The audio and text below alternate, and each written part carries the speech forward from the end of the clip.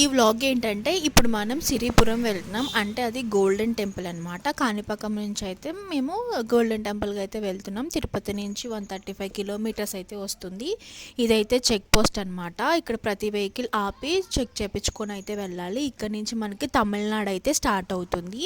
ఇది తమిళనాడులో ఉందన్నమాట గోల్డెన్ టెంపుల్. సో దీని హిస్టరీ కూడా ఇప్పుడు మీకు చెప్తాను.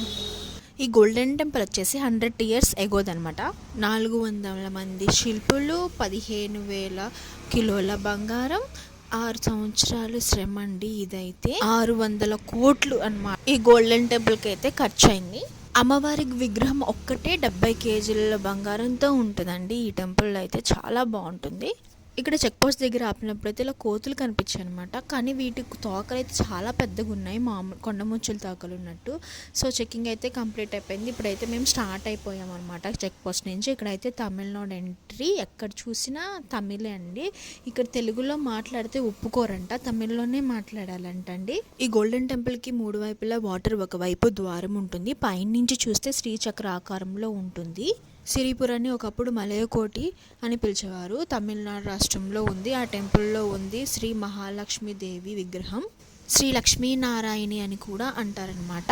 ఫస్ట్ అయితే ఆ టెంపుల్ని రాగితో చేశారంటండి. తర్వాత 9 నుంచి 10 పొరలతో బంగారంతో తాపడం చేసి అలా టెంపుల్ చుట్టూ అయితే వేశారు.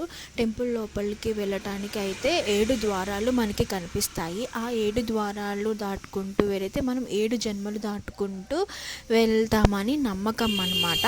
శక్తి కుమార్ ఈయనని నారాయణి అమ్మ అని కూడా అంటారు. వేలేరులో ఒక మిల్లులో కార్మికుడుగా పనిచేసే నందగోపాల్ కొడుకు ఈయన.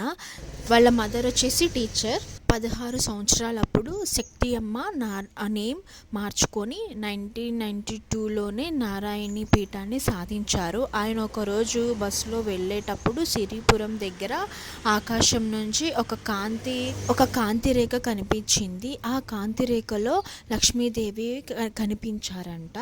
అప్పటి నుంచి నారాయణి పీఠంలో అమ్మవారి విగ్రహాన్ని ప్రతిష్ఠించాలి. పూజా సేవా కార్యక్రమాలు మొదలుపెట్టారు.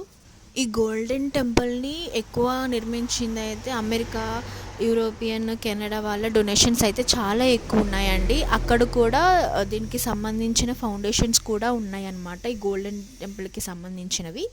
ఈ గోల్డెన్ టెంపుల్ చూడాలంటే ఖచ్చితంగా నైట్ టైమే చూడాలన్నమాట. అసలు ఎంత బాగుందో, అసలు 2 కళ్ళు చాలేదనమాట. ఆ వెలుగు ఎంతవరకు కనిపిస్తుందో మనకి కొంచెం దూరం నుంచి చూస్తేనే ఆ చీకట్లో కాంతి అనేది ఎంత అద్భుతంగా కనిపిస్తుంది అనమాట. ఈ టెంపుల్ 8:30-9 కల్లా క్లోజ్ చేస్తారనమాట. ఎందుకో తెలీదు, కానీ ఫుల్ రష్గా ఉంటుందండి. ఇప్పుడు మనం దర్శనానికి వెళ్ళేటప్పుడు స్టార్ట్ అవుతాం కదా, అక్కడి నుంచి మనం దర్శించుకొని బయటకు వచ్చేలోపు మనం క్యూ లైన్లో వస్తాము. ఆ క్యూ లైన్ కంప్లీట్ చేస్తే శ్రీచక్రాన్ని కంప్లీట్ చేసినట్టే అనమాట. అసలు 3 వైపులా వాటర్ ఉంటాయి. చాలా బాగుంటుంది అసలు టెంపుల్ అయితే. అసలు తిరుపతి వచ్చిన వాళ్ళు అయితే అసలు మిస్ అవ్వద్దు, అంత బాగుంటుంది అనమాట. ఫోన్స్ అయితే ఎలో లేవు. నేను చూపించగలిగింది అయితే చూపిస్తాను. ఈ వ్లాగ్ ఇంతేనండి. సో గోల్డెన్ టెంపుల్ ఎలా ఉందో మీరు చూసేయండి.